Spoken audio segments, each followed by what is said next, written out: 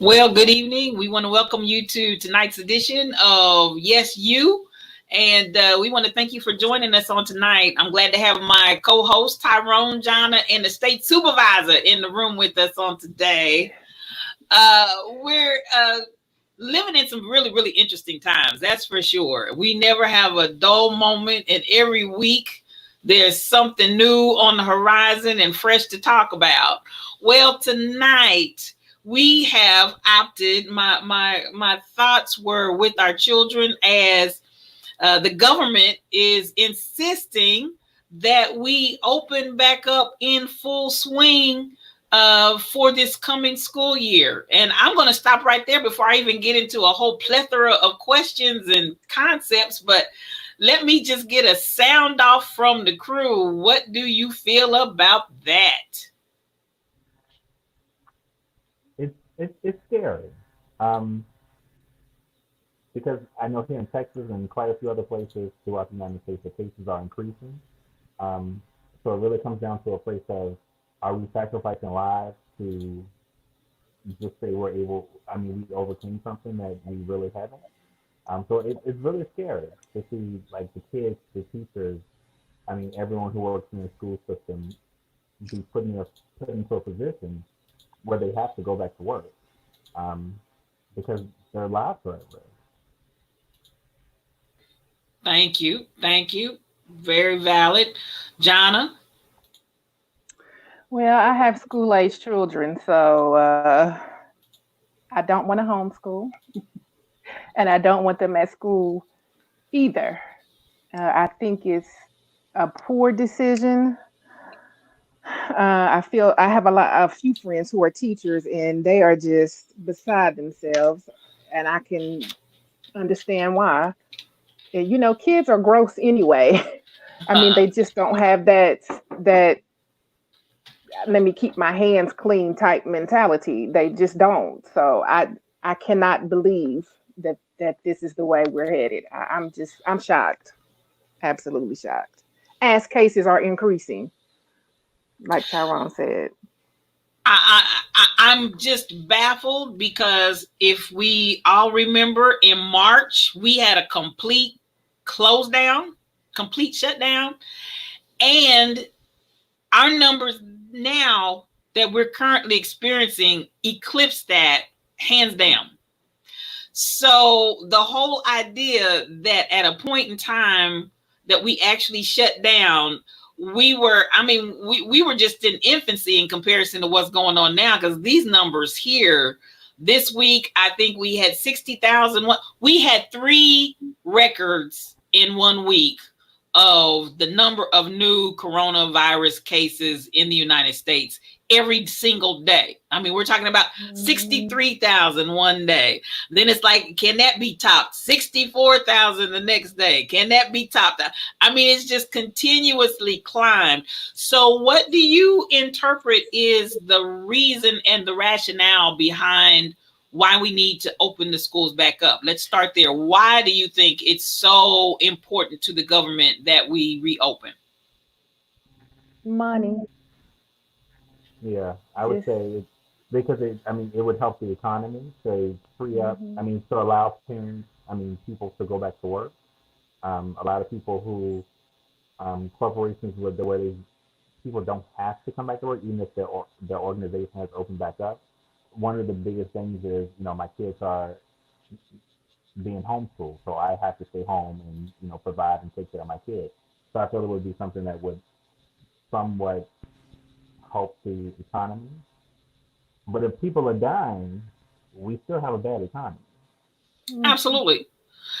And my question is, people are dying, but are we now throwing our children into the mix with that? Because I mean, pretty much, Jana, I'm sure you can attest to this since you do have school age children.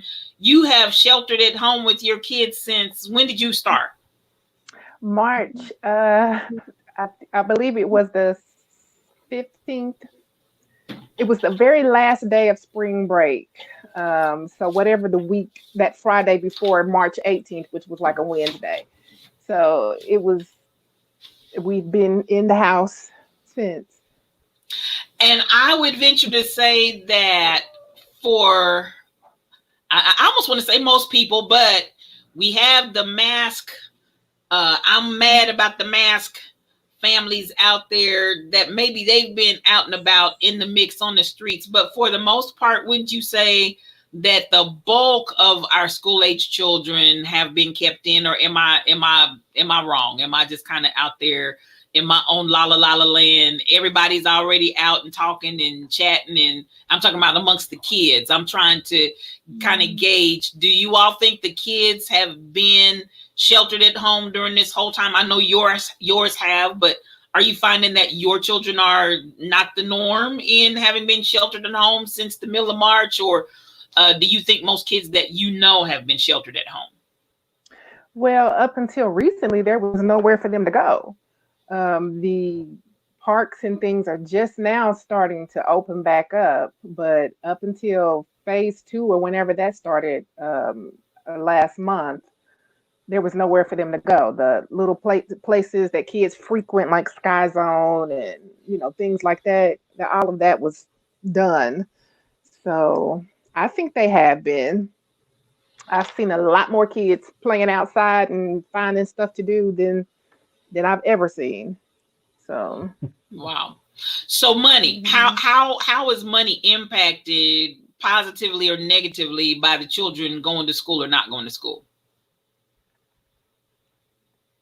Like I said, for me, I think it takes away that excuse of I can't come to work. So, I mean, people have to get back in there, and I mean, because if the schools are open, that takes away that excuse of I have to stay home and take care of my kids, because my kids, I mean, my life somewhat has gone back to being normal. Mm-hmm. Mm-hmm. And then, I mean, more people working impacts the economy. So to piggyback with that, Tyrone, do you think the parents should be forced to go back to work with the highest rates that we have going on right now? Do you think that's realistic, even outside of the issue of I've got children to take care of? I don't think parents should be, or anybody should be forced to go back to work.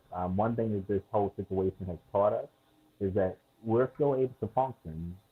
Many of us, still able to do our job within the comfort of our own home. So no one should be forced to go back to work. I do feel that it's we're not seeing any improvement in it. So we should still be in a situation where government is able to pull together resources like they do for everything else, and provide support and assistance for people to be safe. You don't want to risk a life for you know just to say that we've overcome something that we're not. Like every day, we're Mm-hmm. seeing cases upon cases of people just rising. Today, I was listening on the radio out working, and they were saying about the number of cases that we have here in Texas, and it hasn't been a strain on the hospitals as far as like beds or the ventilators that they need, but it's a strain on the staff. So you're having doctors and nurses and frontline staff who aren't being released for lunches and breaks, and they're just working. So they're actually trying to mandate with the governor for him to make retired people who are still licensed to come back to the workforce, Oh my God. And if because they're people are being overworked. and if they're retired, are they at ages that they need to be exposed to COVID? But his thing is their license. So whether they know the modern day technology and what's going on, they're retired, but they still have a license. And with me working in health insurance, for us, I work in health insurance, and with the whole situation, we're starting to see an influx of practitioners just being added to clinics. They they they may haven't worked in years. They may not have they have no contracts attached to them. They're just been attached to a clinic's tax ID number. So they're having people come back just because they're licensed. Now they can be sanctioned for something. They can have some other stuff going on, but they're attaching people to tax ID numbers so they're able to pay them. And they're having people come back to work because it's just taken over. And like the hand is they need help. Wow. I see you. I see your head and your eyes, Jonna. What's going through your mind while he's sharing that nightmare? And thank you for sharing because I wasn't aware of that. But oh my God, I mean, what do you think about that, Jonna? Well, Dwayne works in health insurance too, and he's mentioned that it's that is scary to me. That is, I mean, it's one thing, to have people re-entering the workforce of that age and have them exposed to this, but to call people just because you have a light, no, I'm not comfortable with that. Not at all. That's bothersome, very much so. And the crazy thing, all last week, I added nurses to schools. Mm. So they're trying to prepare for this comeback to school. I've added so many new clinics and practitioners to schools. And these are people who haven't, I can look in the system and they've been deactivated for a minute. But they're adding nurses and doctors to schools. I work in FCHC RAC, so those are your rural health clinics, your federally funded clinics, which are going to be like your school-based clinics, your prisons, things of that nature. Um, but I will say all last week, any contract I received was school-based. Wow. Wow. Sheila makes the point. I agree that the opening school is an attempt to open the economy, also an attempt to make the conditions appear normal here in the United States. And I agree with that 100%. We want to look like to the rest of the world, we've got this thing by the neck and we're killing it when we really are not. Now, Tyrone, you've said in two different instances, as I've noted in your talking, and mentioned the word funding. Obviously, the government is threatening to defund the schools that don't go back and comply with opening up fully. There was, I've watched a few videos where the dialogue and conversation has gone on about the remote, and the government is insisting they want those kids in the classrooms fully, not something over the internet. They want those children's bodies in the school. What do you all think about that? The defunding and the idea that the fully comprises those little children's babies have to be in the classroom at some point in time. Well, my biggest thing is with that is this whole force to and to have kids come back to school. What big impact is that going to have on anything, other than just exposing them to the potential of, you know, becoming sick or potentially losing their lives? I'm not. I don't really understand what the impact of. Are we worried that 10 years from now we're going to look back and say, well, you were taught by your mom, so I can understand why you don't have it all together. But I don't understand the big push for having kids go back to school. We clearly see these cases are on the rise. I saw on the news the other day, dogs can get it. I mean, we're before anybody can get it. Well, like, what is the big push for having? I can understand, wanting to, reopen the economy when it should be. I understand it has a huge, impact on us globally as a whole. But I don't have the understanding of this force of having kids go back to school. There's so many entities into, because even I was thinking, well, maybe they could do like a Tuesday, Wednesday, and then they switch the kids, and you know, they separate the desks and they're social distancing. But we're talking about children who, we see adults. I was just watching tennis, and you had adults on the beach, and once liquor get into them, everybody's hugging. Kids don't have that concept of what's going on. So Mm-hmm. you're putting, not only are you putting a teacher in a position of in school staff in a position of, I have to teach you to be effective, but I also have to add into that. But I also have to make sure that you're social distancing, you're washing your hands, and you're wearing your mask, and you're this, that, and the other. There's there's so many aspects of kids going back to school. What about the kids getting on the school bus? What about the kids waiting at the bus stop? So now are we expecting the crossing guard to make sure the kids are social distancing and this, that, and the other? And so the school bus driver have to do this, that, and the other. I mean, there's so much that goes into with kids going back to school in a time where there's no, as of right now, there's no light at the end of the tunnel. Things are just getting worse. And then if you do have a kid that gets infected, so do all these kids on the school bus have to be quarantined? And then how does that affect the school? And then how does that affect the parents? I mean, there's so much that goes into that.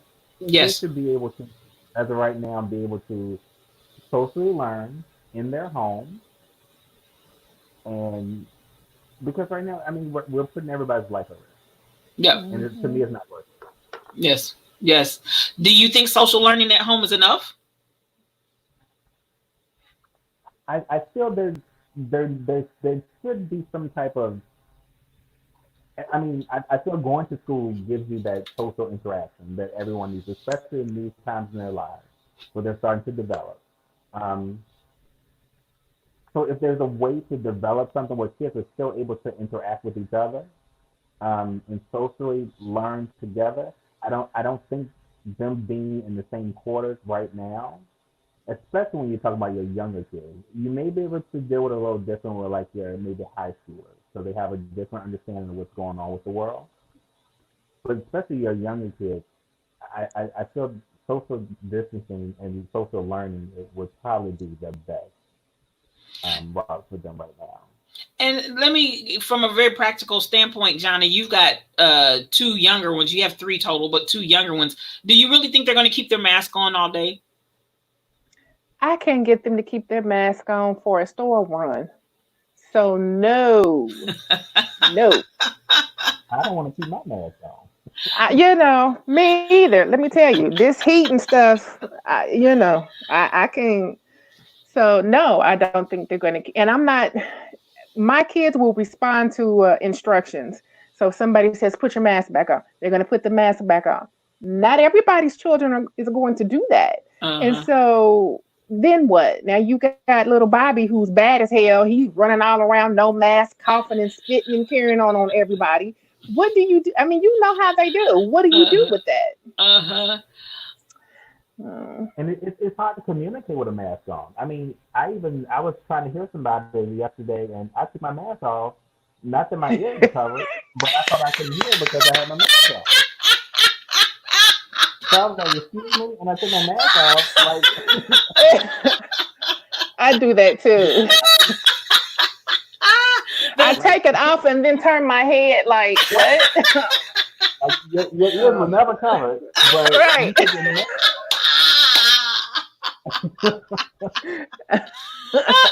so as much as we find that humorous, you can imagine how kids are going to react to that. You Right. know, Hmm. Hmm. so that to me is just absolutely amazing. So it is my takeaway. Does the government care about our kids? I mean, something in me has to go there. Does the government care about our kids? Does the government care I would about have to say no. us? I would have to say no. Mm-mm. I think I the would have to people say no. making the decisions probably have private schools with less students per teacher and plenty of funding to, ensure mask and sanitizing and things of that nature. Public school, there's no caring, not at all. And the people making the decision are parents. So I mean, they're so far removed from what's Hmm. going on right now. I mean, their biggest thing is we trying to show that the U.S. can we fought this thing and we getting back to what it is, but it's not happening that way. But I think, in all truthfulness, even though my age group, which would be your parents' age and older, we may be at a certain age, but we're not oblivious to the fact of what's required to raise kids because many of us have done that. And so we know the challenges and struggles that your generation is facing in sending them back. So I don't think we can give them a pass on that, Tyrone. I'm not gonna, I say at my age, and all of those little comments that I make like that, but that's not one that's gonna fly because even more so at my age, for those decision makers that are making these decisions even more so, we understand and we know this is insanity. Sheila said the government has not provided the means to control COVID-19 spread. In other words, testing, contact tracing, isolating positive students, etc. Until we control community spread, the schools cannot be safe. And I don't care how much you try to disinfect them. And I've got a friend that's what she does. And they've gotten them extra strength. And she's running around with the mask to protect herself from the extra strength because it's so strong. So I'm like, okay, you got COVID on one hand, and then I'm going to get fumes going to take me out on the other, one way or another. You're putting me in a toxic building and want me to function so that we can bring the kids into a toxic building. And so it's just like, oh my God, this is just like this is a song that never ends. It just goes on and on. It's one of those. It just doesn't stop. Any way you look at it, it just keeps rolling along. And so I feel for the parents. So from a parent's perspective, and Tyrone, I know you don't have any children currently, but if you were identifying, I'm sure you can relate too. But Jonna, how would you tell me, and it's not even how would you, what are you feeling in the midst of all of this? Honestly, what are you feeling? You are a parent, you have this decision to make, you have children that are at stake, to a government that is showing that they do not care. What does that make you feel like? My initial reaction, our school district released their plans last week. And so basically, parents, you get a choice whether to send your kids to school masked up with their sanitation guidelines all day, or you can do homeschooling. And they had a list of rules and a few what I like to call threats. And my initial reaction was panic. I mean, it's one of the threats on the school list was that for the older children, I have a sixth grader, a fourth grader, and a first grader. For the older children, this will count towards their GPA. If you choose to homeschool them and you jack it up, then that's on their record. And they can't. Some things they can participate in, some things they cannot. It's just a mess. But at the end of the day, these are my kids, and I have to protect them, even if the government will not. It pissed me off because how could you be so negligent? Mm-hmm. How could you be so negligent? Last spring, it was literally from one day to the next, everybody's home, don't come back here. And they made it work. We've had a few months to get this together, and this is what y'all come up with. It pissed me off. I'm still mad. So I'm angry. What's the parents' participation in this process? Because these are your children. So it's almost like then you've given your children over to this school system to do it as they will, and they give you some ultimatums, either or, but you have no input. Is that, I mean, am I reading that right? Is that the way the process is going? Basically, yes. Now they'll try to sweet talk it and act like you did have some input, but no, we did not. Absolutely not. They want sixth grade and up in front of their device, which they are offering now, for 2 hours a day, and everybody under the sixth grade for 1 hour a day. So my first grader and my fourth grader to sit still for 1 hour a day and listen to somebody talk. That's going to be fun. And now, mind you, my husband and I both still have to work. So somebody has to sign them in. Somebody has to sign them out. You have to be with them. It's just it's dumb is what it is. The whole thing is just dumb. So. Wow. So Tyrone, if you put yourself in Jonna's shoes and other parents' shoes, and these were your children, what do you imagine that your gamut of emotions and thoughts and concepts would be about this scenario? Well, I wouldn't send my kids back to school, and we would have to let the chips fall where they may, and we would work it out and do what we had to do. Because at the end of the day, yes, we want to get the kids back in school. We want everyone to be educated, and we want everybody to have those opportunities in life. And we don't want anything like this to affect them, even though it's not their fault at all. But at the end of the day, when they come home sick and they're not well, Mhm. it's me who got to take care of them. Yes. And Right. I would just have to be that parent that's gonna say, I got to bite this bullet. If I got to take care of you till you're 30 years old, because you can't read and write, that's fine. Uh-huh. But you still with me. Uh-huh. So Right. it is what it is. I wouldn't put. I mean, I can't even send my dog outside, and I don't have one. Hmm. But I mean, it's bad out there now. Everybody's Yes. getting it. Yes. No, I would send my kids back to school, and they would just have to come and arrest me. And let's not negate the reality that some children live in multi-generational households. So if they get sick, if the child gets sick, they have the potential of bringing it back. And even if they don't get sick, if they are a person that carries it but doesn't become ill themselves, then they still have the potential of bringing it back to mom and dad or parents. They still have the potential of bringing it to grandma or whoever, grandpa, whoever else might be in that household in a multi-generational setting. And likely be at a much higher risk. What do you all feel about this argument that they're not getting it anyway, so there's no issue here? The kids are not getting it. At this point in time, to me, the roaches can get it. So everybody can get it. But, I mean, that's you at this point in time. You can't believe anything they tell you in social Right. media on the news that certain people can't get it because you're gonna watch it, you're gonna go to sleep, and you're gonna wake up, and it's gonna be a totally different story. Mhm. And what are they gonna do about like teachers who are like older, or like staff members who are older?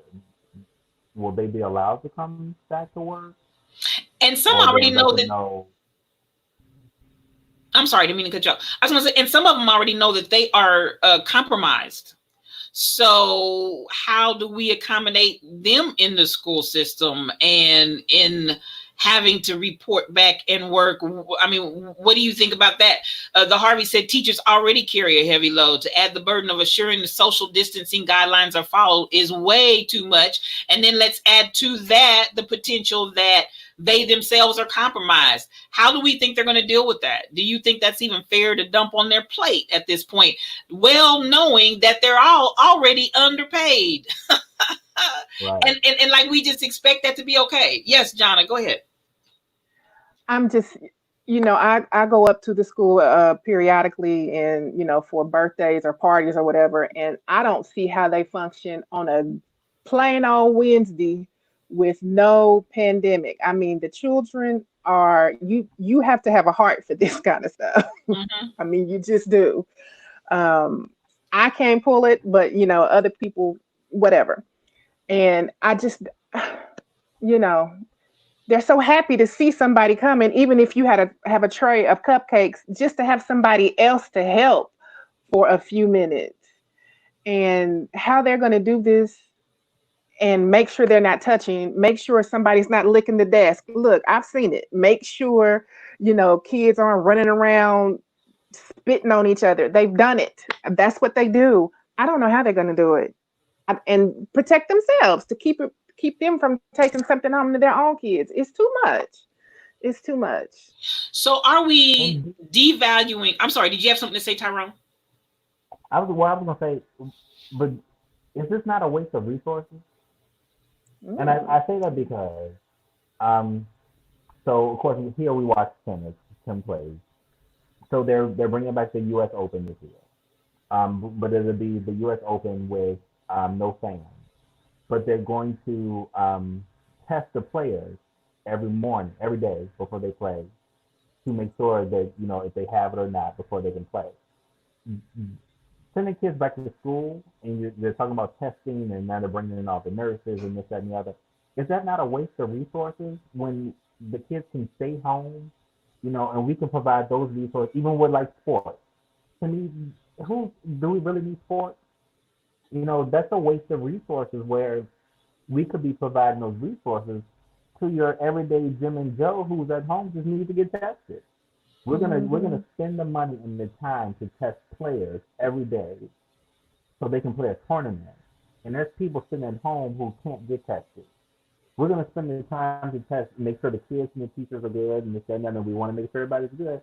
But we could spend that time, that effort, those resources to make sure people who really need the help to get it. If kids were allowed, we don't. There's no. I don't understand the push for sending kids back to school. Like, what is that gonna change for anyone? To me, I feel it's a waste of resources. The instances where kids get the virus, from what the media says, are worse. The Harvey, thank you for that tidbit of information, because I was going to ask, do we have really any solid understanding of how the children are impacted? And I'm going to go back to your point, waste of resources. We'll do that for sports, but then what are we going to do with regard to our kids? Is that a waste of resources? As you said, that is our sports that significant? And to hear a lot of Americans plead their case, they need that to take their minds away from the stress and the struggle and the worry. And if they don't have that, they just don't know what they're going to do because they just can't make it. Oh my God. So they need that to distract themselves for recreation, or else they just can't make it. But as you said, we're taking resources to do that on the daily, but what are we sending towards the kids should they get sick? And then let's deal with the threat that the government is saying. And additionally, if you don't go back fully functional, we're going to defund you and take what resources you do have away, knowing fully that most of the schools that we're talking about are already underfunded. And now you're talking about even taking those funds away if you don't go in, send your children to sit in front of the teacher. And I'm tying that together in somewhat of a roundabout way, but I kind of want to say you'll spend money for testing your athletes every day for your leisure and pleasure, but you'll turn around and say, we won't give money to fund your school if you don't send these kids back to school. What do you think about that? What message is that? It's plain and clear. Some people count, some people don't. Yeah, we have our priorities messed up. Mm-hmm. And I'll even interject this, John, as you said, priorities are messed up, Tyrone, for sure. Mm-hmm. Some people count, some people don't. And this is where I want our athletes to understand that in many ways, their sense of feeling towards us is no more than what they feel about the bull for the matador. We want that bull in the ring because we want that sport. We want to enjoy the thrill. Now, mind you, I'm not saying, hey, drop the sports or whatever, but I am saying I feel like to some extent, all the way across the board, we're talking about the children on today, but all the way across the board, we are going to have to make some sort of stand for all of us, whether we're an athlete. I'm not your toy that the minute that I take a knee, you kick me out the door, right, and make me out to be some sort of a criminal and call me thugs and this and that and the other. And the only reason why you're paying for me to get tested right now is because I want you to entertain me. You understand what I'm saying? If it wasn't for the fact that I wanted you to entertain me, you wouldn't get a test still. You'd be sitting out there. I don't care how exposed and how high, it's just like all the way across the board. Are we going to test the children every day? And then, even with that, you're telling me who's important. But then we also, in what I'm trying to say here to sum it up very shortly and succinctly, what is my importance to you for those of us that are getting some dollars thrown this way? Because at the end of the day, is it still just to entertain you? Is it just for do you genuinely care about me, or am I your entertainment and sport? Now, I'm also looking at, so the teacher comes in, the teacher has a student that comes in ill or a coworker that comes in ill. Now, doesn't everybody that comes in contact with that student need to quarantine? So we got 14 days with them out of the room. And I mean, how in the world are we going to manage that? I mean, what are your ideas on the potential of, what happens when a teacher gets sick and can't go? What happens then? When teachers get sick, do they have to use their sick leave? Are they changing the attendance standards? Because as you know, quarantine is 14 days. Well, they don't give you that much sick leave on the books. Well, I do know there is a act. It's called like First something Coronavirus Act, where if you contract, and a lot of companies, I know my company does, and I was talking to Tim, I know his company does, where if you do contract the virus or you have to be quarantined, there is an act, and they give the company tax credit for paying the employee who has to quarantine or spend time away from work. So there is an act in place for people who have to take that time off, where it doesn't count against like their sick days or PTO and things like that. Now, how long that act is going to be in place, I don't know. But now, wait. Tyrone, hold that thought, because I want to say this, and I want you to roll with me here.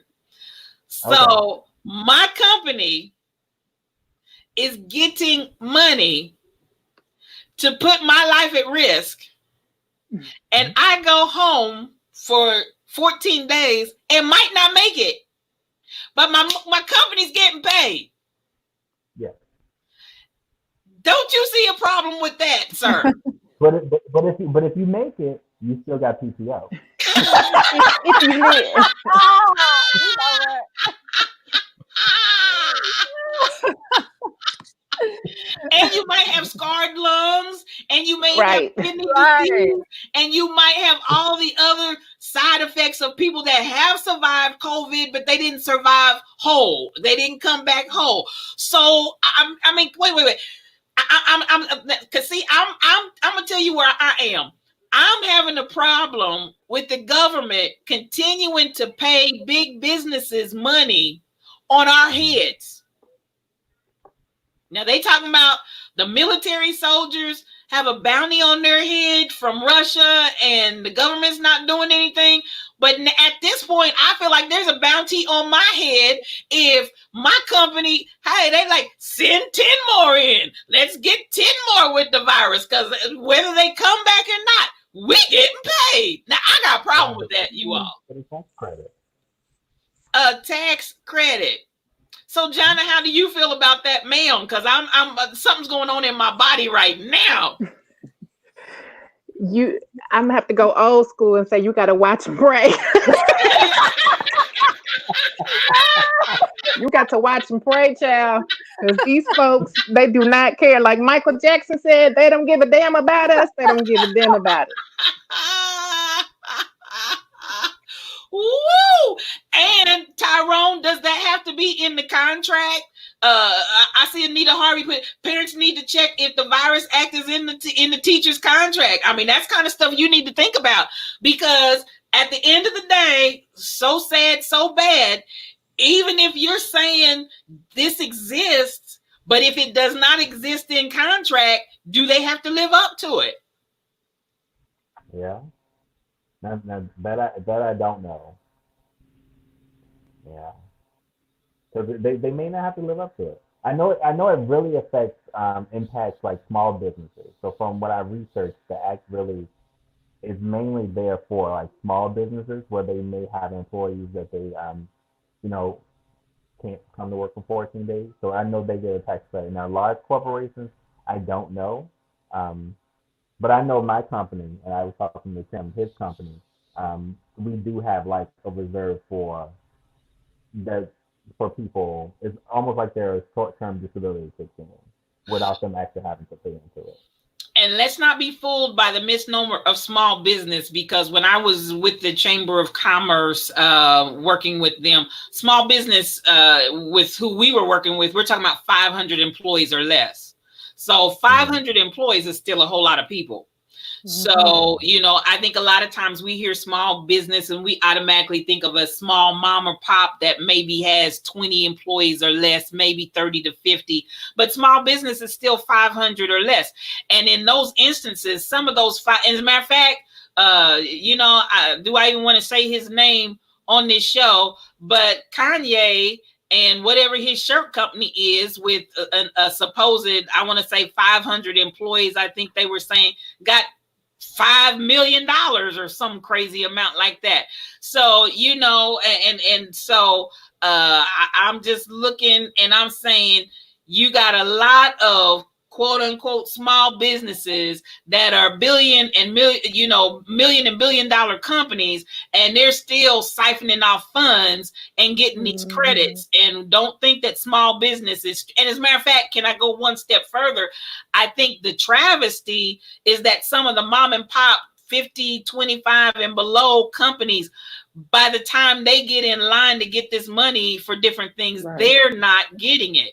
So I think that's something that we have to really, really be cautious about, the double talk, because it when they tell it to sell it, they make it sound so good and they make it sound like it's going to the mom and pop small business. But bear in mind, 500 and less can qualify for that small business. And so a lot of times, by the time they've siphoned it off, even though they're million and billion dollar companies, they're the ones that's getting that funding, and those really small businesses, truly small businesses, are not getting that funding. So I don't want us to get sucked in by that game, because listen, a lot of it's semantics and the way they present it, the way they sell it, what they talk about, and the terminology that you use. But you got to have the fuller picture of what does that terminology consist of.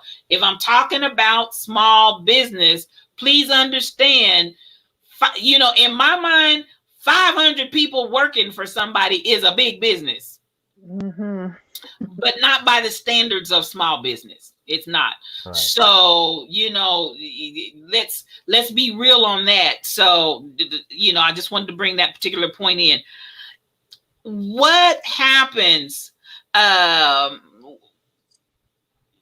talking about how will social distancing work in classrooms with more than 10 students?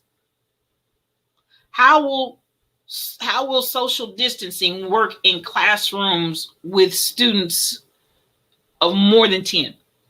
How do you envision that working? I think there should be an alternating day. Just like in corporate America, some people, depending on the company, you may like share a cubicle. I think there should be like, a Monday, Wednesday, Tuesday, Thursday type situation for right now, so that the class sizes are much smaller. Because it's going to be hard to social distance in a classroom, especially when we look at the classroom, especially in our communities. I mean, they're not that big. They're already, overpopulated. So I feel there should be some type of like alternating schedule to provide as much social distancing as you can for the kids that decide to go back to school. But Tyrone, aren't the classrooms overpopulated because there are not enough teachers? So their classroom size is larger? Yes. So how do you accommodate for that? Just don't send them back to school.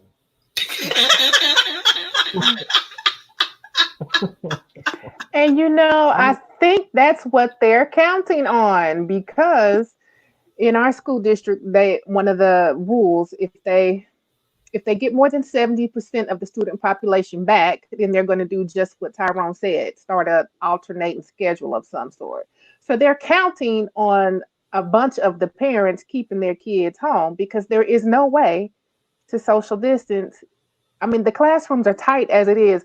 Our school I've never seen more than 19, maybe 21 kids in one class. So that's kind of small compared to some of the other elementaries that I know of.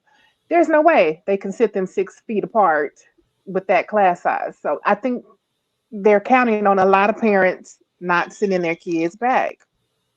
And at least here. Yeah.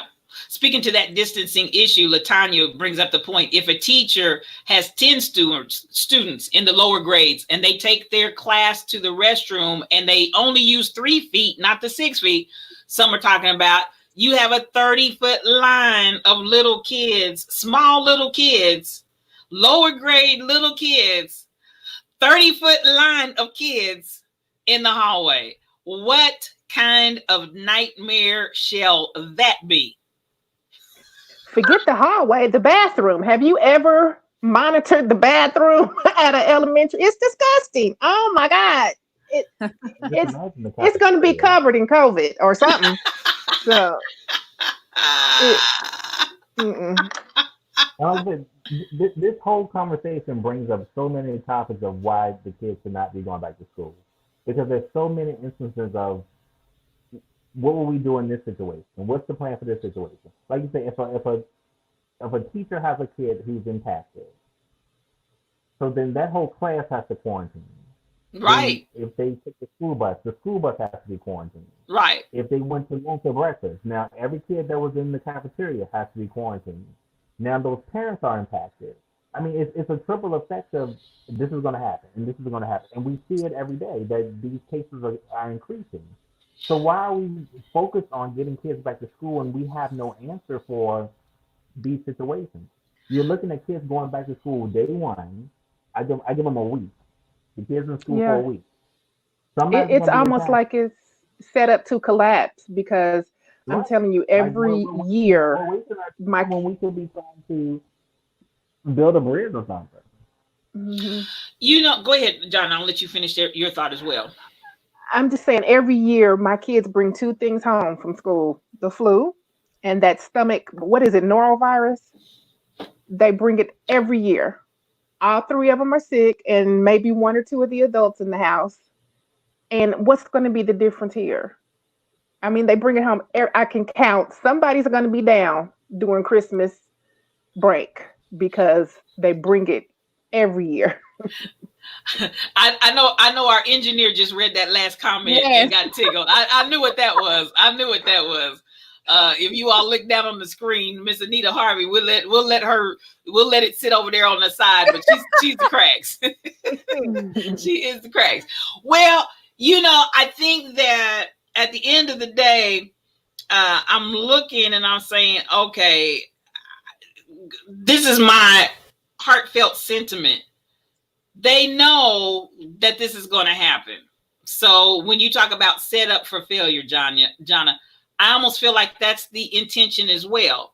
And then what's the intention behind that? I don't know. So they can say, we told you if you don't open all the way back up, we're not going to send you funding, cut off your money. Because at the end of the day, I'm going to tell you what, my sense of feeling, particularly with this particular administration, it's all about money. If any kind of way we can, corral some money and take it away from you and put it in some other place that we want to put it, namely some of our pockets, then, who cares? Phooey on you guys. So at the end of the day, if we know that it's going to collapse up front, because how in the world otherwise, just given, again, the scenario, teacher comes in with it, student comes in with it, whole entire classroom quarantine, every place they've gone quarantine, anybody they've had contact quarantine, quarantine. Doesn't it sound like they don't want this to work? In all honesty. I feel this whole decision is feeding to the base of this administration, because most of the people who sit out there and they argue with you about wearing a mask, I almost had a second turn today in Lowe's, but you have to say, they argue about wearing a mask. They're part of this administration's base. And this is one of those, another situation where to them, this situation, COVID is not as bad as we make it out to be. Kids will be okay. So we're enforcing this whole thing. I think we burned down the school.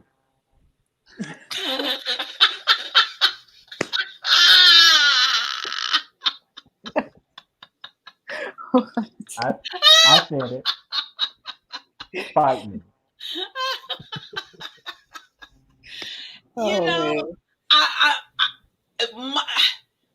you're not going to kill our kids. Right. You're not going to sicken our kids. You're not going to put our children at risk. What is the remedy and what is the way around this? Because it almost feels like I hear you saying it's catering and pandering to a base, but that base is putting everybody else's life at risk.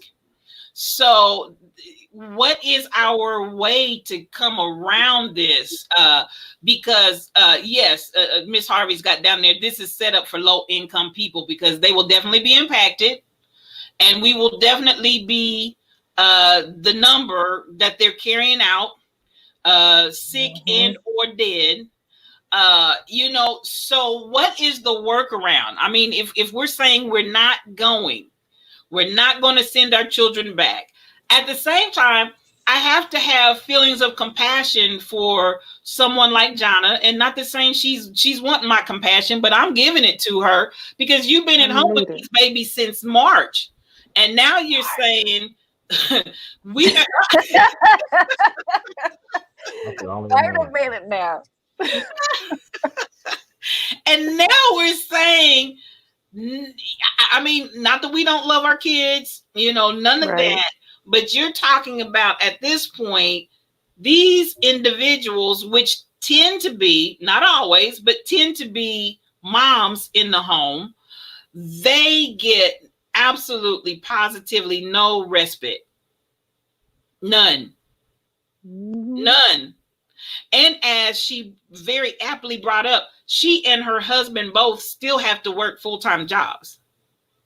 So then my question is, what is our workaround? Because some way, somehow, if we're not going to send them back to school, because Tyrone's burnt them up, if we're not going to send them back to school, terroristic threats, this isn't a terroristic threat for anybody that's getting ready to shut us down. At all. Oh, boy. Right. We just doing some landscaping. Yes.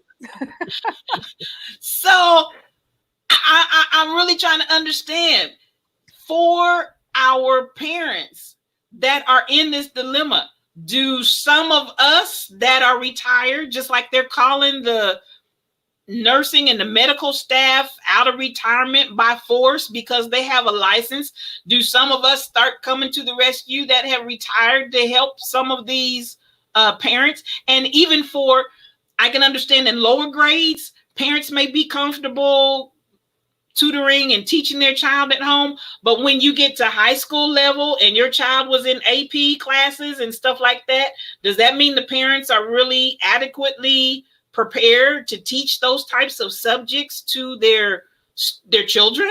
And again, these grades, as Jonna so aptly pointed out, is going on their transcript.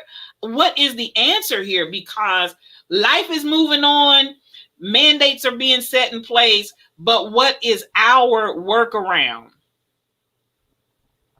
I think it would be great when you look at supporting your own community. When we look at the Black Panthers before the government got into it, and how they supported their community, and they provided breakfast for the kids and provided support and protection for their community.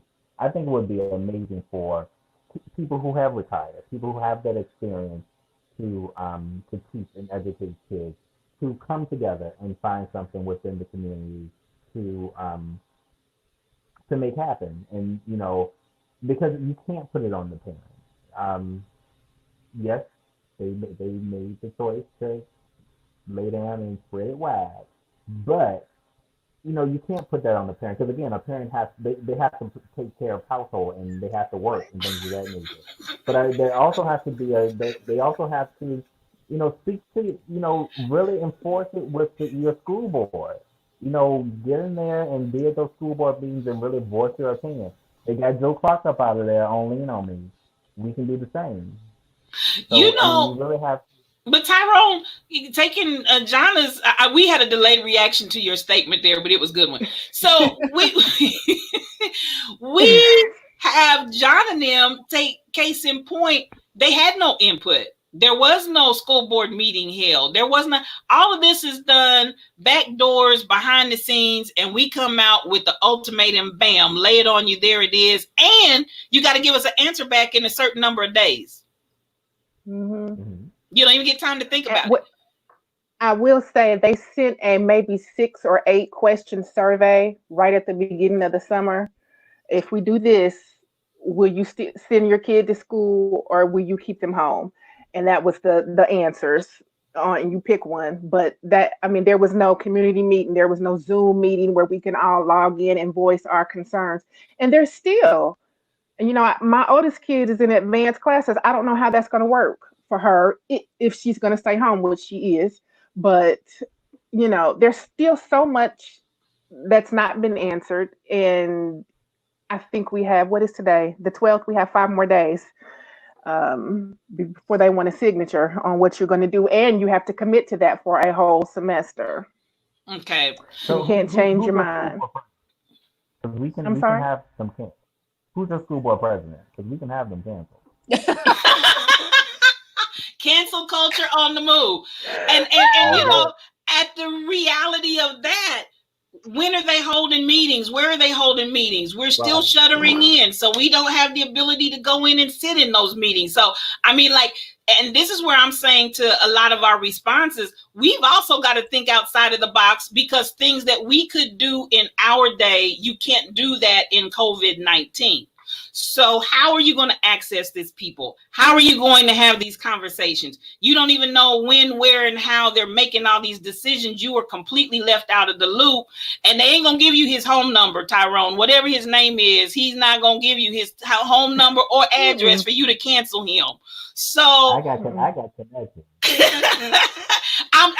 At the end of the day, Sheila said, if I had school-age children, I would consider sitting out 1 year and using the community model Tyrone spoke of.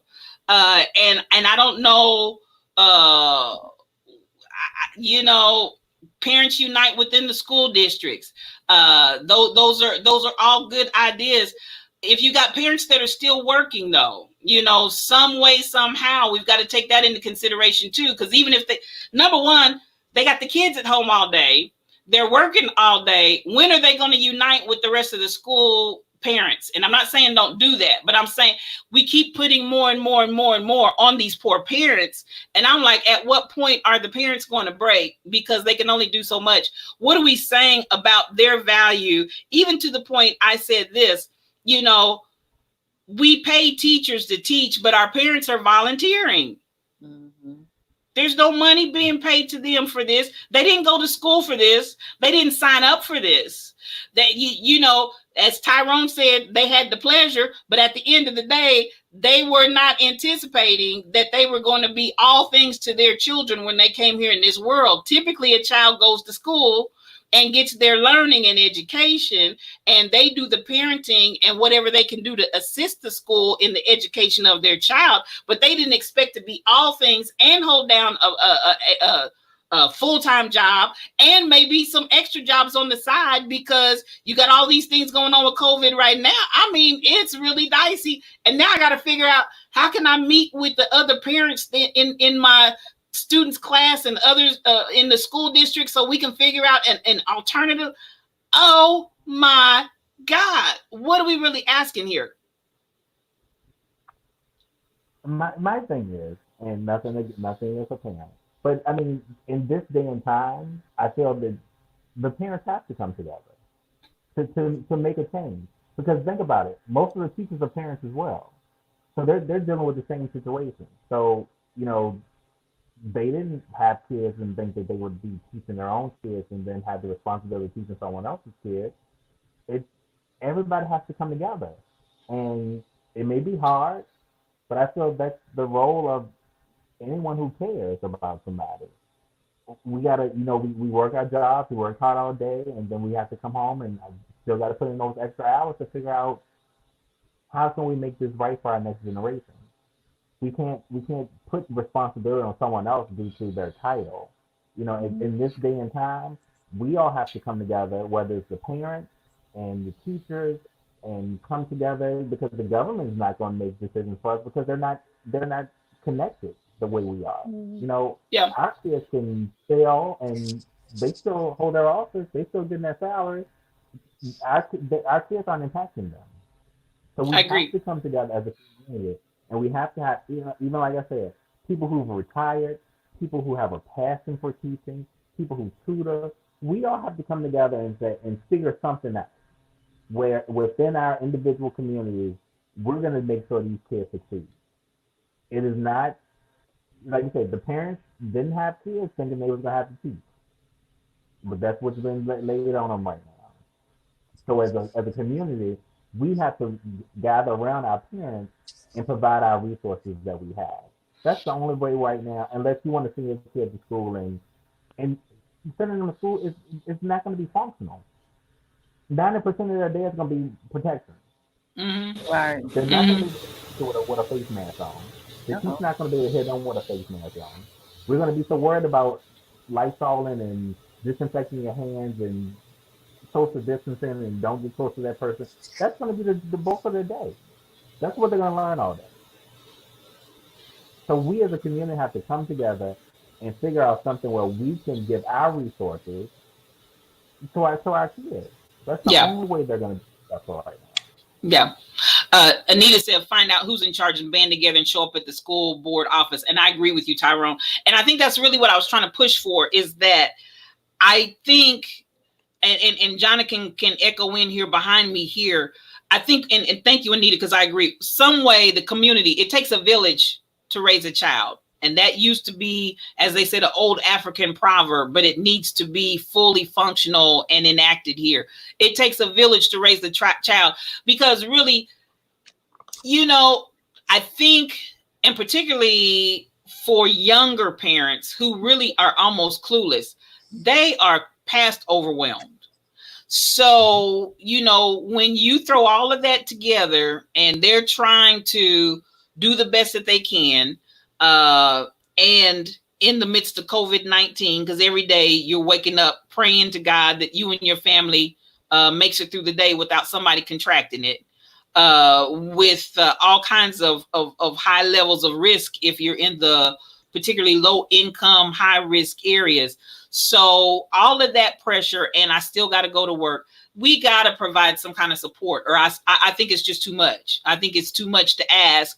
And Jonna, with that, you know, your personal experience, are there times that you feel like the parents have been cast aside and you guys are overwhelmed? Yes, absolutely. I don't think the decisions take the parents in at all, to be honest. Um, I have the luxury, if you will, of being in a two-parent home. That is not the case for a lot of people that Dwayne and we have a few friends in the school district, same school district, and most of them are single mothers. So, and none of them are sending their kids. So the thing, what are they going to do? They have to work during the day to provide for the kid, and you still are responsible for their distance learning, as they call it. So, and it's stressful. I mean, that I cannot begin to tell you the amount of tears that flowed the day that announcement dropped as to what in the hell are we going to do, because it's just not feasible to try to do all of that. It's just not. And I mean, for me personally, I can kind of move some things around. At the end of the day, if I can't go to work, then I just can't go. But not everybody has that option. And But I mean, you it's also have just to ask yourself what would be the best solution in this time. Um, because yes, it's taxing on the parents. It is. Tyrone, I think I think your batteries going? Are your batteries going dead? I think so. Somebody's.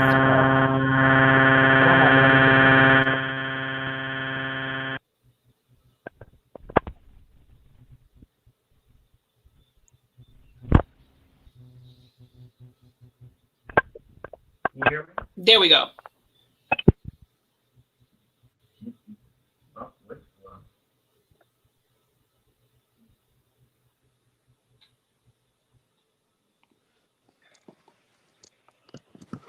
That's right. Me? Yes, get that beautiful face in that picture. Get it in. Get it in. I won't buy those again.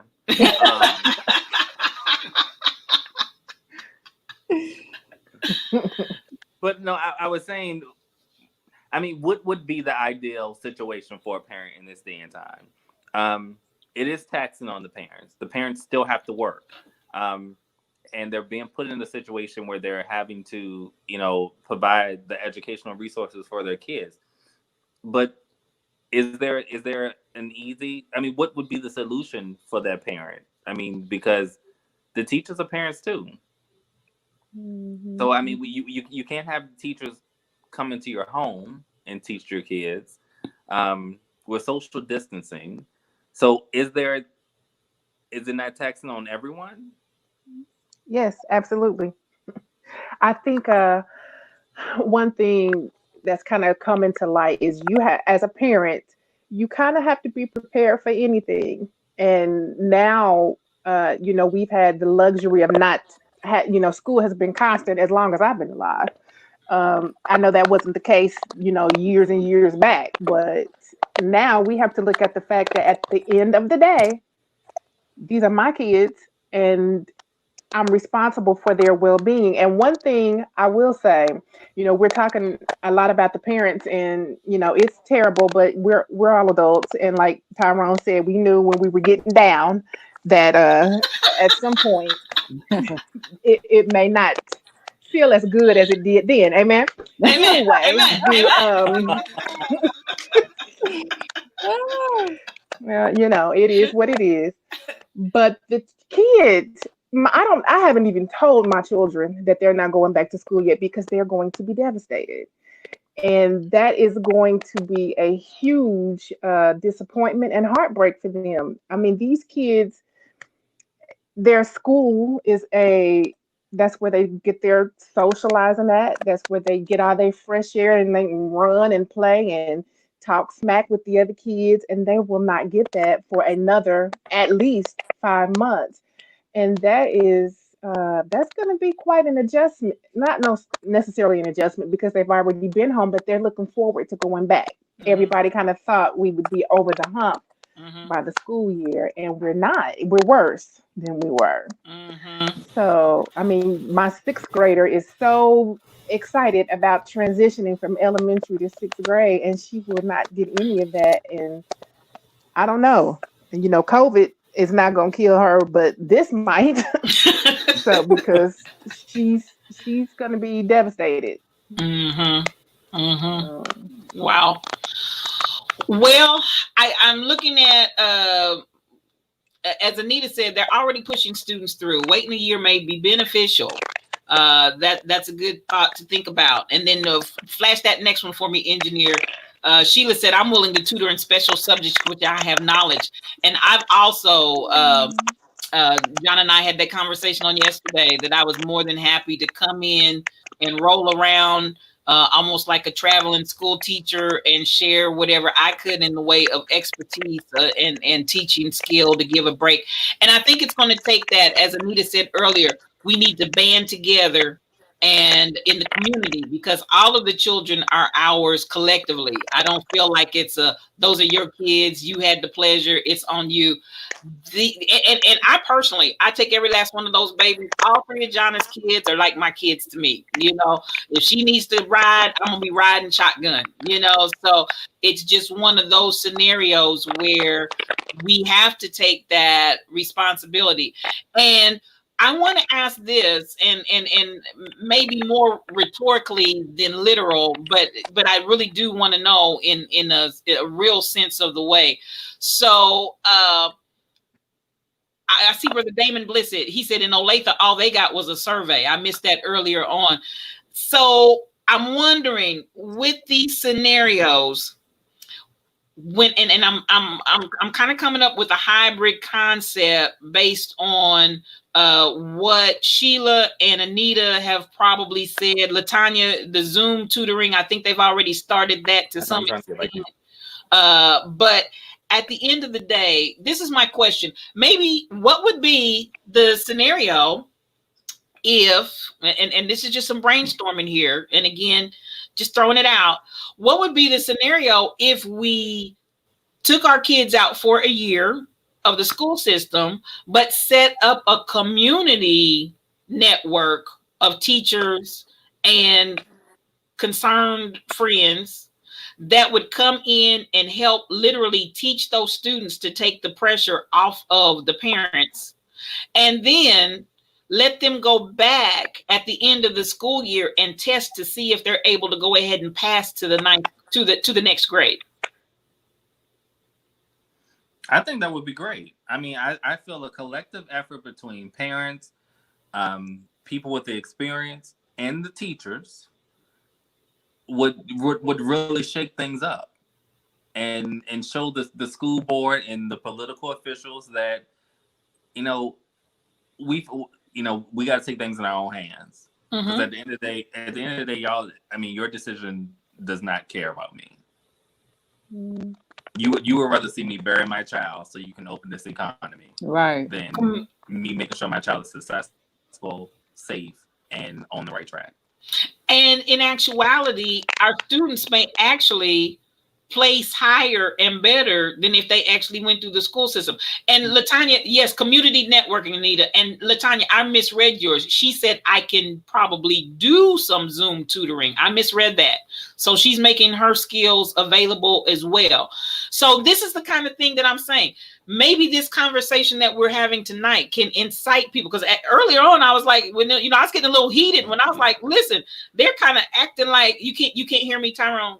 Can you hear me? I think I may have lost. But I know earlier on, if we are not cared for by our government, then we've got to come up with another option, because we care about ourselves and we care about our children. And we're not just going to lay down and go out like that. You're not just going to sell us that bill of goods. So maybe people that are hearing this conversation, I started to say, we're marching for this and we're marching for that. Maybe we need to march for the parents and the children that we're not going back to school. But maybe an even better alternative is what we've kind of come up with amongst the conversations of the parents uniting. And those of us that have skills, like I told Jonna on yesterday, I taught SAT and ACT and PSAT in high school and junior high school. So maybe I want to take those skills of bringing that to the kids and coming through and teaching that, even if it's on a Zoom situation, if all of us coming into each other's homes is not practical, as well as cost savings, you're not burning gas. And I know the kids are getting tired of being in front of Zoom, because we're getting tired of being in front of Zoom. But the lesser of two evils, if we pulled our kids out, and this would probably require some homework, but if we pulled our kids out, tutored them and taught them ourselves, and then asked, may we take the exam to see where they're going to be placed, and turn our babies loose, and maybe that's an advancement. Because let's be real, a lot of the schools, when they were segregated, and I'm not pushing segregation, that's not what I'm saying here, but I'm just using this as an example. When they were segregated, the teachers were better quality, and they were very, very pro children and pro education, and the kids actually got a better education in those societies. Granted, they may not have had the money and everything else, but at the end of the day, the education far exceeded what they got in public school system under a regular. So maybe pulling the kids out for a year, Anita Harvey said, at least they will be alive. Right. Pull them out, and they may even be better educated. I do know that there are a lot of, I think, other people like myself, like Sheila, who's offered her expertise, Latanya and others. Maybe we should start some sort of a community network for teaching to offer as an alternative to our kids, so our kids don't have to go and be subjected to COVID-19 in an environment that they already know, in my opinion, is going to collapse before they even started. What do you all think about that? Well, honestly, I got a big lump in my throat, because just knowing I am not going to start crying on this.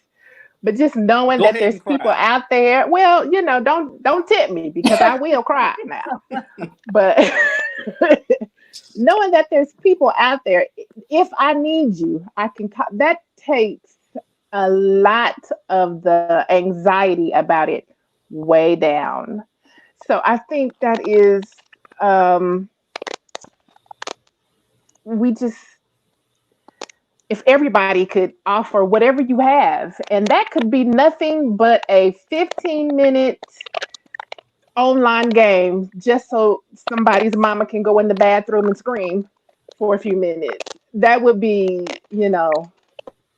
a help if everybody band together, like you said, and offer what you have. That is because I'm telling you, it is scary to think if you're not a teacher, which I am not, and to have people supporting you like that is you can't put a price on that.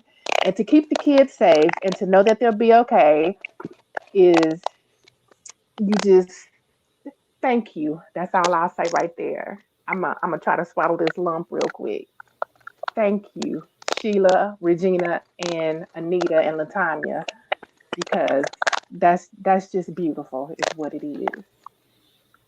And if they need PE, I will teach a good old dance class. Well, listen, my little one. Come on, I'll come to the class too. Me too. My little one will be up for that because she is a boogie fever. She will be up for that. And Tyrone is a professional dancer. It's Right, not just I mean, we're talking about. Oh Oh yeah, yes, we're talking I about forgot about that. yes, yes. He is a professional dancer, so that's legit. That right. is Wait legit. a minute, Tyrone. We might need to talk. You might need to offer a little online dance course Right. and do a little piece I of might have charging to. for it. I will pay. Well, my gift was a blessing from God, so I don't charge. But I always take a donation Okay, well, because the light still got to be paid. yeah, absolutely.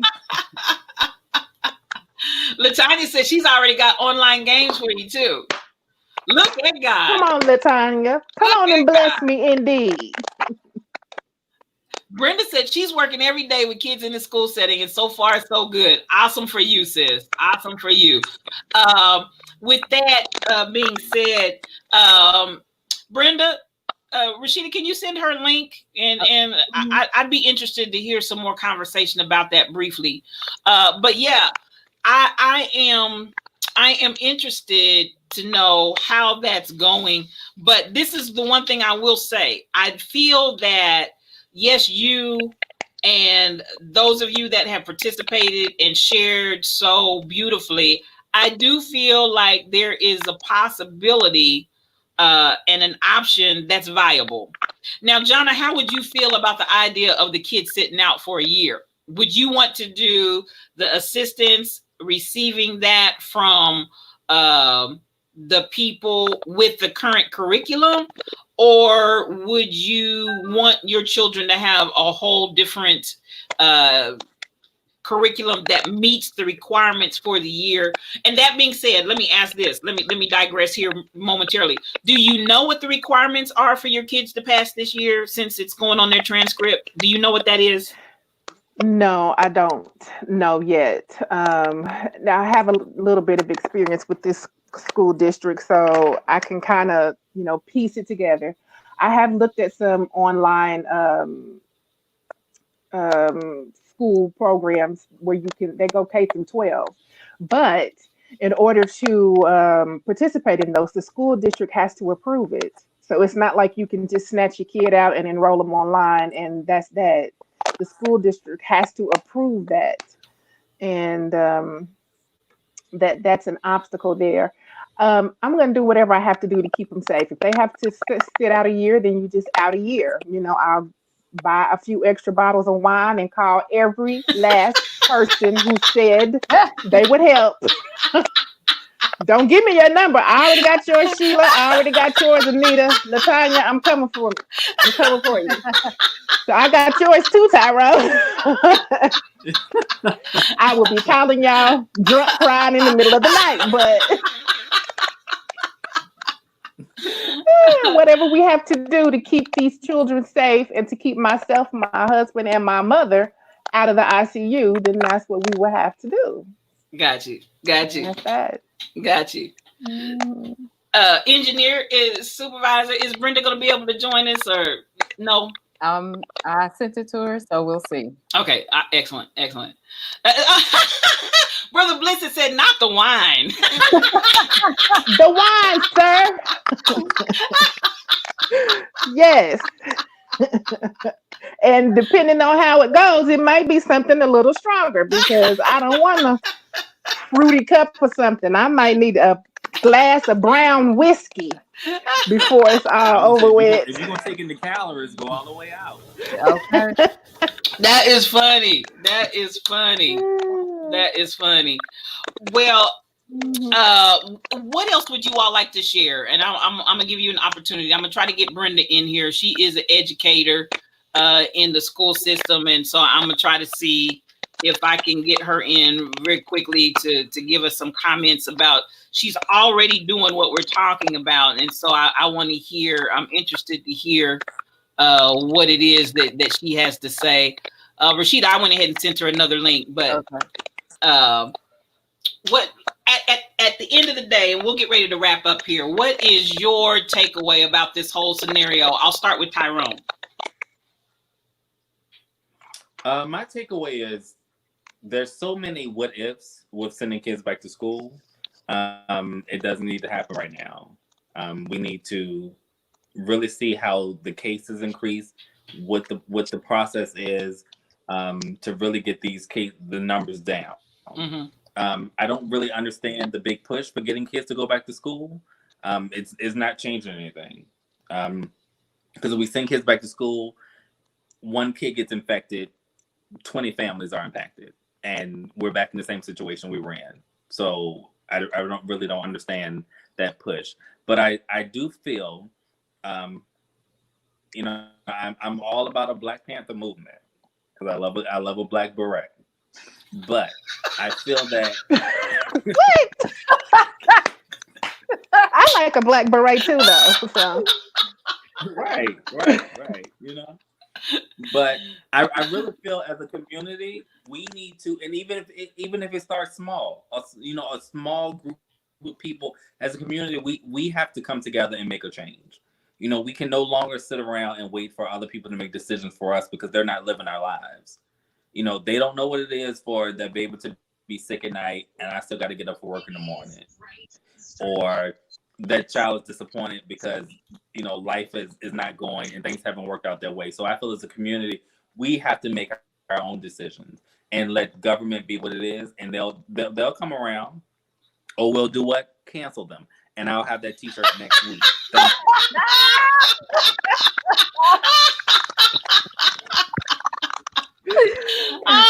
That's my canceling baby. Right. Wait a minute. And John, before I get to you, I just want you to know that Damon is down here pleading the blood.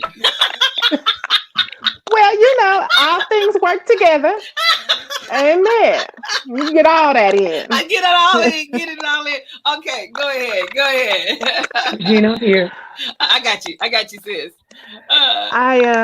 My takeaway is to encourage the parents. Listen, it's okay if you fell out on the floor and cried about this, because I certainly did. At the end of the day, you have to do what you have to do, and reach out. If you need help, ask for it. That's what I did. It was you, Regina, just so I could talk it out and get ready for this. It's not a small feat, and you have to do what you have to do for your family, and you have to be okay with it.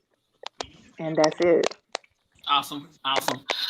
Joining us, I've got Dr. Brenda Munson, who is an educator extraordinaire. She served as an administrator and principal for several years. She's one of those retireds that we kind of talked about earlier, but I saw in her chat that she is back in the school and working with kids every day. So as we close out today, Brenda, I just wanted to get a feel, since you're in that school setting and so far so good. Tell me what you all have going on, please.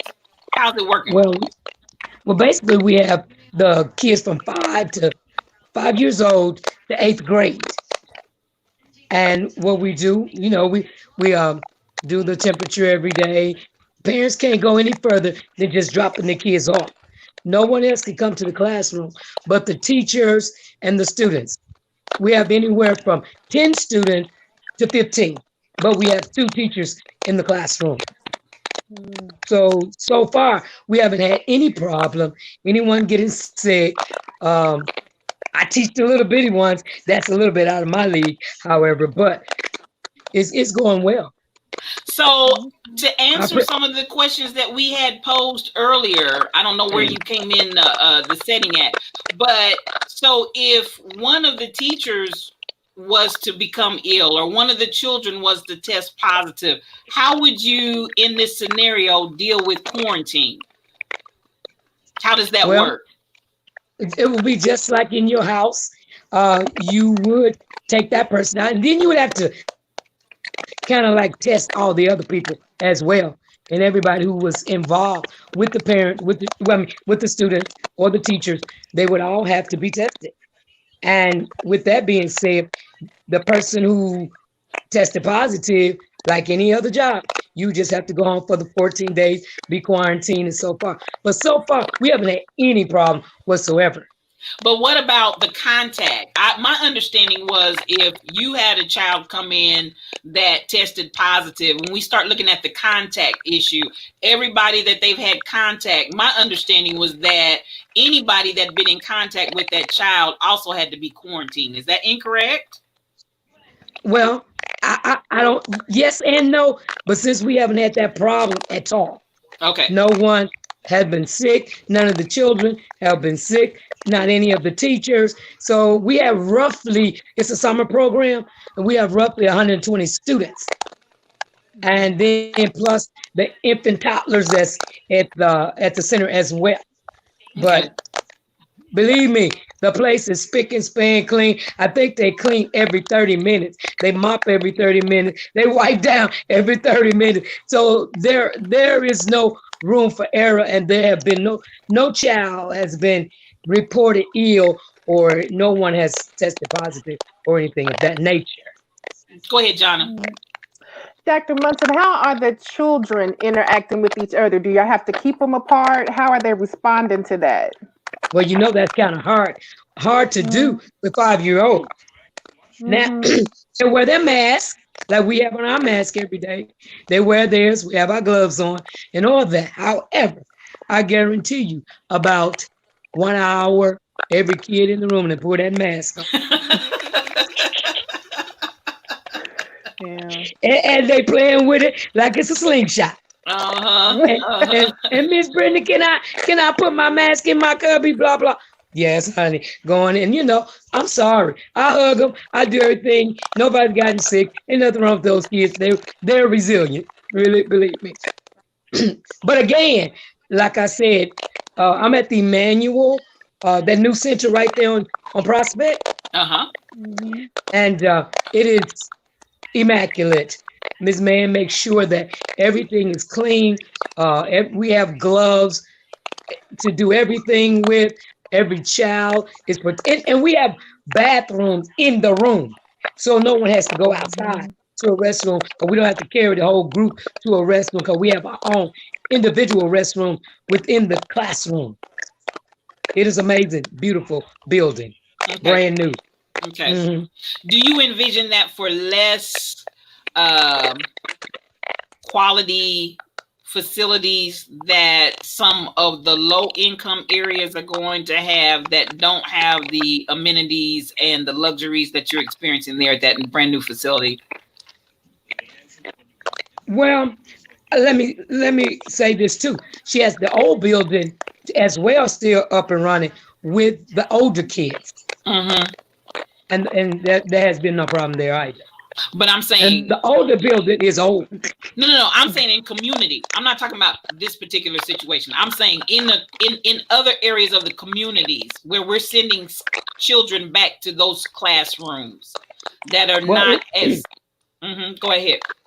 It's my understanding though that they are really getting those classrooms up to speed, cleaning them, sterilizing them, doing everything they can to make sure that everything is well with the building. However, there are parents who are losing their mind with 5 kids at home, you know. So some parents want their kids to go back to school.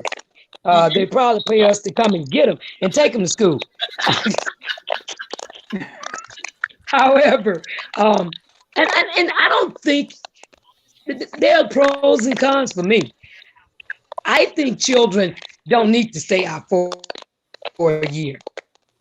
Um, and if unless they got a place for homeschooling, like I do homebound as well. I go to homes and teach kids, but again, I just don't think a whole year, another whole year out will be sufficient.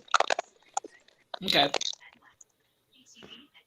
And the children themselves are ready to go back to school. They're tired of being at home. They really don't like Zoom and that kind of teaching. And half of them don't even get on the TV on Zoom to get their lessons and stuff. So they still losing out either way. There are a lot of kids, they have home with the other one, not just Zoom, it's another one that they do. And it's still online, but the kids don't even come online, Regina. And so the parents are right there in the house. They don't make the kids come online.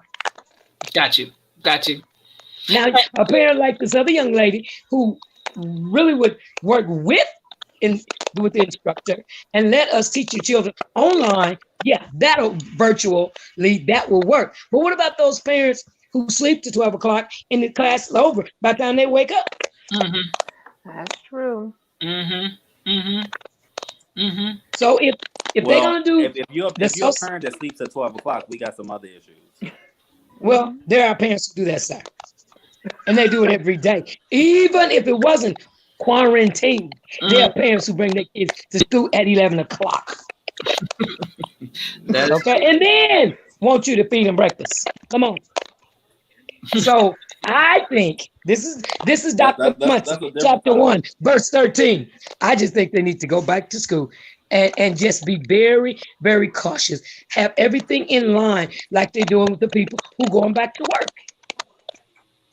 You know, but see, kids don't like being boxed in. They don't like being locked in. And it's hard, and their attention span is so short, especially little bitty kids, that they're not going to watch the Zoom for 10 minutes anyway. And then they're going to start running around.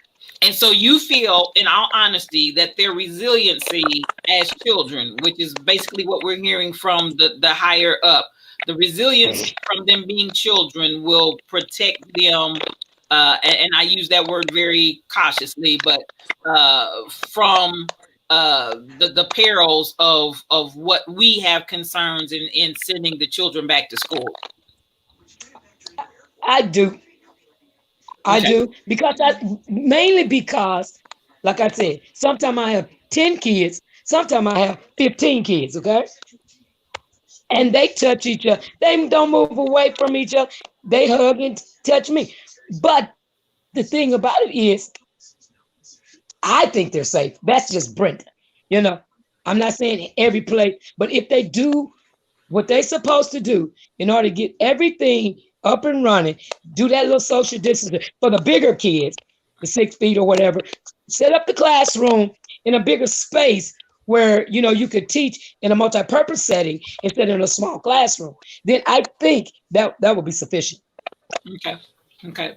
How do you feel about Dr. Munson's observations, Jonna? Does that make you feel better or give you more to think about? Thank you, Dr. Munson, for coming on. I appreciate you. I saw you and I saw your comments, and so since you were actually in the setting and experiencing it right now, I wanted to ask you to come on and share your opinion and thoughts. No problem. Thank you. I really You're appreciate so it. welcome. Thank you. So, Jonna, how does that make you feel? Well, I'm glad that it seems to be working out. That 10 to 15 students, that's a very small class size, and 120 students total. In my case, we're talking about 5 times that at the elementary school. Of course, the more people, the higher the risk. I'm glad it's working out. my kids will still not attend this fall, but I'm glad that it's working out, at the school that she's at. And those are some very good points. I mean, if they've not had a problem there, that's wonderful. And the kids still get to go out. And then there is that child whose parent is, some kids don't eat unless they're at school. Some kids don't get that people who are aware of what's going on with them unless they're at school. That works out. It's still too much of a risk for me. In my community, they're adamant about their mask being a political issue. They are not going to wear them, blah, blah, blah, blah, blah. And so that's going, to their children, and they'll all be up at the school. So if it's working, wonderful. We'll look at it in January, but nothing for August. Sure. Dr. Munson is back. Yes, ma'am. I saw you pop back in. Did you have something else to say, dear? No, it just kicked me out and I just came back. Okay, no worries. Tyrone, do you have anything? And then we'll close with Dr. Munson. I still have to say I have my concerns. I have my I almost want to say grave concerns about some of the dynamics, particularly in schools that are not well maintained and in areas where children are high risk. But I appreciate Dr. Munson's input. Tyrone, anything you want to say? And then Dr. Munson, you can close us out. Well, no, I was just going to say, like Jonna said, glad that everything is going well at Dr. Munson's organization. It is a smaller, more controlled environment, so that probably plays a factor as well. There's more, probably more communication with the family. But when we're speaking on kids going back to school, that's a totally different environment because you're dealing with, thousands of kids from all different walks of life. And I feel we're all resilient until we catch it. So the same way that I'm gonna go out to the bar and have a good old time, I'm not worried about it till I get it. And then once I get it, then I'm laid out, wishing I should have stayed at home. Yeah. So for me, I just feel kids should probably stay at home until we have more control over what's going on. Thank you. Dr. Munson, and we'll close with you. And it's good to have differing opinions and different viewpoints so that you're giving some good points so people can see from both sides. And yes, ma'am, what would you like to say? Well, again, I, still say it's different in every place. But I do believe if they got everything in order, got everything clean and checked like like we're doing every morning before you step in there to take your temperature, do that whole thing. No parents can go upstairs, downstairs, or in the building. Just drop your kids off and keep on rolling. Mm-hmm. So so we just deal directly with the children, no other adults but the ones that work there. So I understand everybody's concerned, and to each his own. But I'm just saying, from my perspective, I see that is working for us. Excellent. Well, there you have it. And we want to appreciate you for joining us on today on this edition of Yes, You. We're talking about the babies and we're talking about going back to school, reopening our schools in the midst of COVID-19. And so I think you've got enough meat to chew on, parents, from both sides. From one parent that's saying definitely stay at home, from an administrator in the setting who's saying she's already in the system and it's working well. You decide. And so I just want you to think about it. And thank you for joining in this edition of Yes, You.